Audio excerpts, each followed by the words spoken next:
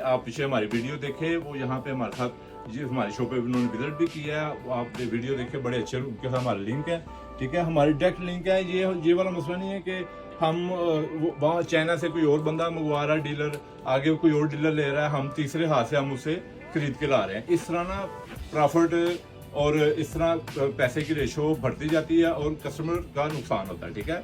हम डायरेक्ट हमने मंगवाई है, इस वजह से हम आपको आपको बॉस की मिल रही है। यहाँ पे आपको इंशाल्लाह एक ग्रेड बॉस की मिलेगी। व्हाट्सएप पे ऑर्डर करें, कहीं भी out of country out of city है।